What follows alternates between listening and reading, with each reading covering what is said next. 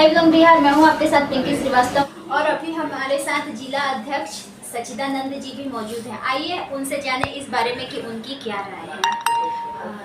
नमस्कार सचिदानंद जी, अभी जो आप लोगों के द्वारा जो लगातार बाढ़ पीड़ितों के लिए मदद किए जा रहे हैं, इस बारे में आप क्या कहना चाहेंगे? देखिए, सेवा परमो धर्म, सेवा ही हमारा धर्म है, हमारी लक्ष्य है। मतलब इस बार ही क्या, बिहार में जब जब संकट का दौर आया, यदि कोई बिहार के लोगों को साथ देने वाला रहा तो वह सिर्फ राजेश रंजन और पप्पू यादव जी ही, जो हमारे अभिभावक भी हैं और हमारे पार्टी के राष्ट्रीय अध्यक्ष भी हैं।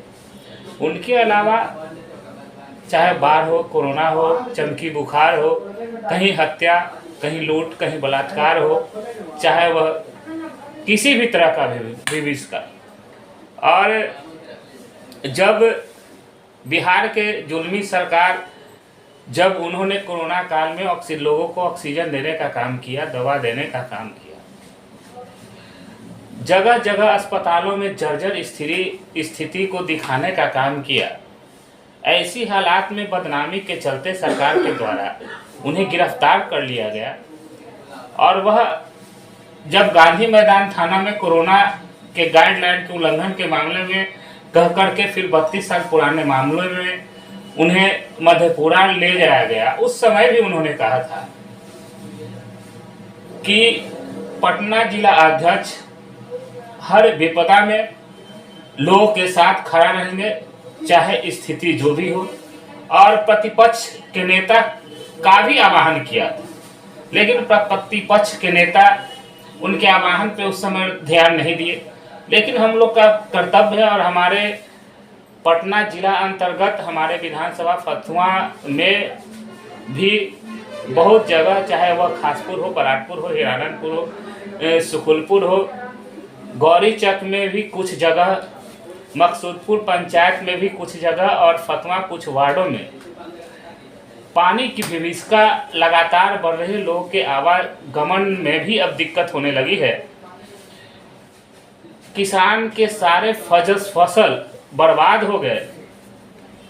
उस दरमियान हम लोगों से जो बन पड़ रही है, हम लोग उनके साथ हैं, उनके सुख में दुख में हर पल साथ रहेंगे। और एक दिन हम लोगों ने सुकुलपुर में पैकेजिंग भी बांटा। 15 अगस्त जो स्वतंत्रता दिवस है, उस दिन हम जो है स्वास्थ्य शिविर भी लगाने का काम कर रहे हैं। और लगातार फतुहा सीओ से भी हमारी बात हुई, सदर सीओ से भी हमारी बात हुई, और उन लोगों को भी हमने कहा कि आप किसानों का सर्वे करवा के, फसल का सर्वे करवा करके मुआवजा दिलवाने का काम करें। लेकिन अभी तक सरकार के मुलाजिमों के द्वारा कहीं भी बाढ़ में, कहीं भी विपत्ति में अभी तक उनके द्वारा कोई मदद पहुंचने का काम नहीं हुआ। यह जो है घोर निंदनीय है। पिछले बार भी जब कोरोना काल आया था, हर जगह हम लोगों ने अस्पताल की जर्जर स्थिति दिखाने का काम हमारे माननीय नेता जी भी कर रहे थे। और लोग जब लगातार ऑक्सीजन बिना, दवा बिना मर रहे थे, पेशेंट के अटेंडेंट को अस्पतालों में खाने की व्यवस्था नहीं थी, उस समय भी हमने पटना जिला अंतर्गत सारे अस्पतालों में फूड पैकेजिंग पहुंचाने का काम किया। सरकार के लगातार किरकिरी, जो हम लोग खाना बांट रहे थे, उस किरकिरी के कारण बहुत जगह अंतिम चरणों में हम लोगों को रोका भी गया। हमारे वर्कर के साथ धक्का मुक्की भी प्रशासनिक पदाधिकारी के द्वारा किया गया।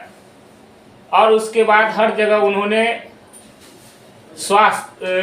उन्होंने जो है लंगर स्टार्ट करने का काम, अंतिम दौर में जहां लोगों को भोजन की आवश्यकता नहीं है, उस दौर में प्रखंडवाई सरकारी लंगर जो है माननीय नीतीश कुमार जी जो है चालू करने का काम किए थे। यानी कि लूटने का कार्य ही बिहार में बचा हुआ है। लगातार गया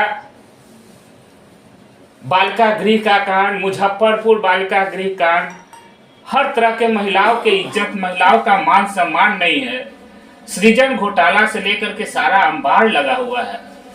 बिहार अब महाजंगल राज की स्थिति में दौर में गुजर गई है। दौर में आ चुका है। मैं तो सरकार के लाइन ऑर्डर के मालिक माननीय नीतीश कुमार जी हैं। 15 दिन में 15 हत्याएं हो रही है। अब कुछ देखे या नहीं उनसे बन पड़ रहा है तो इस्तीफा दे दे, यही मैं आग्रह करता हूं।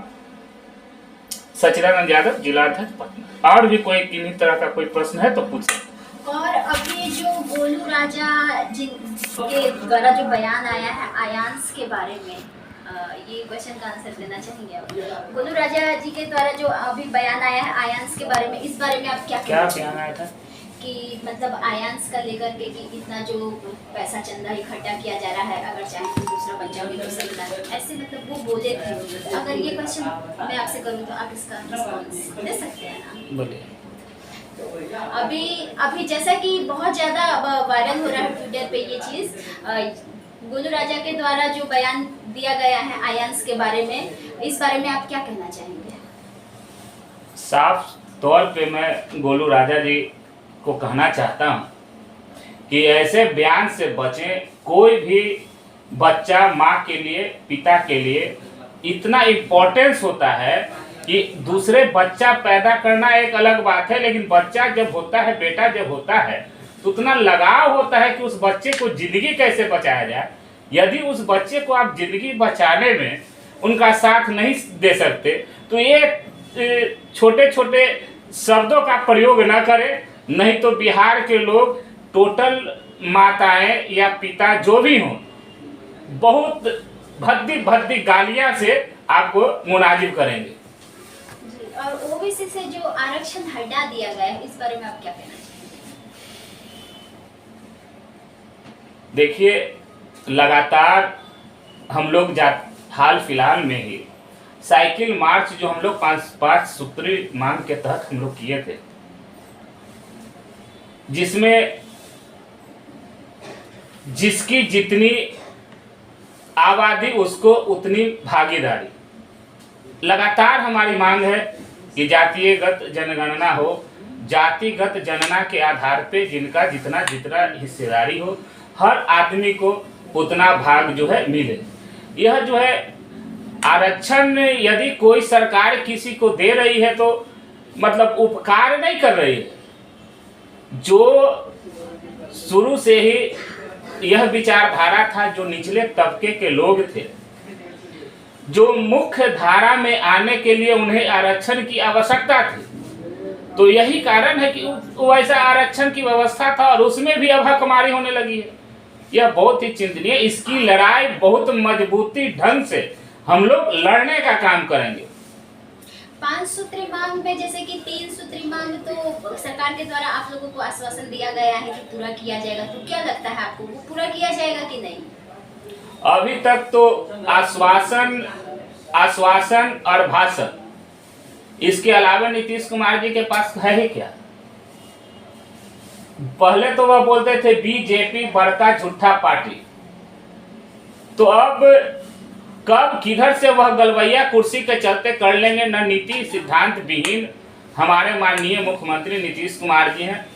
उनके आश्वासन और भाषण के बिहार के लोग भी जानते हैं कि क्या होने वाला है। उन्होंने तो कहा था कि पेट्रोल का कीमत कम कर देंगे, डीजल का कीमत कम कर देंगे। अरे अपना टैक्सेस तो कम करे, उसे में पेट्रोल की कीमत बहुत ज़्यादा कम जाएगी, डीजल की कीमतें कम जाएगी। तो हर जगह टैक्सेस का अंबार है। अब बिहार में वही नीतीश कुमार है, और क्या विशेष इस शब्द पे बोला जाए? क्या लगता है आपको जो दिन पर दिन महंगाई बढ़ते जा रहा है, ये कम होने वाला है कि नहीं? सरकार यदि चाहे अपने टैक्सेस को कम करे, सरकार यदि चाहे जिस आश्वासन, जिस भाषण के तहत माननीय नरेंद्र मोदी जी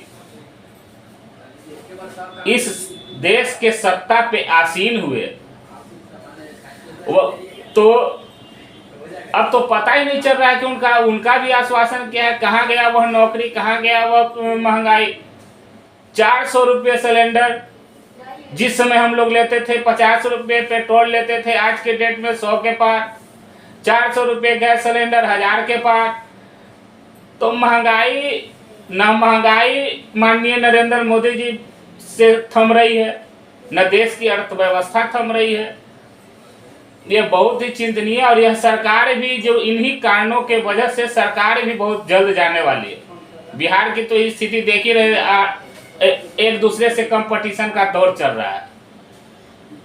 जैसा कि अभी पप्पू यादव जी रिहा नहीं हुए हैं, तो उनके रिहाई के लिए आगे अब और आप लोगों के द्वारा क्या किया जाएगा? मतलब कुछ आंदोलन और भी आगे करेंगे कि बस यही खत्म हो चुका है आप लोगों का कारवां?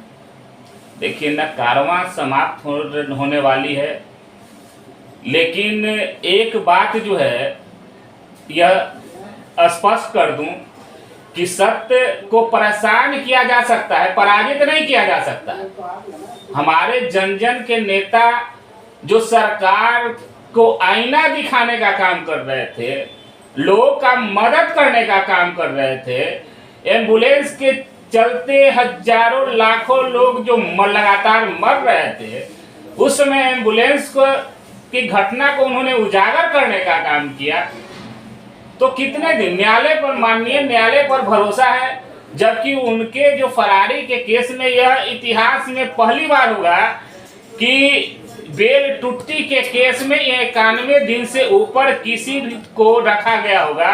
यदि उसमें पहला नाम आएगा तो वह पप्पू यादव का ही आएगा, क्योंकि उनके पास तो कोई केस नहीं था, मात्र कन्फ्यूजन का केस जो लोअर कोर्ट से ही बेल मिल जाना चाहिए।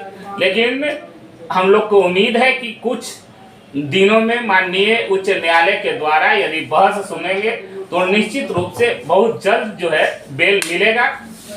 इसीलिए सत्य को परेशान किया जा सकता है, पराजित नहीं होता है। जी बिल्कुल, बहुत बहुत धन्यवाद।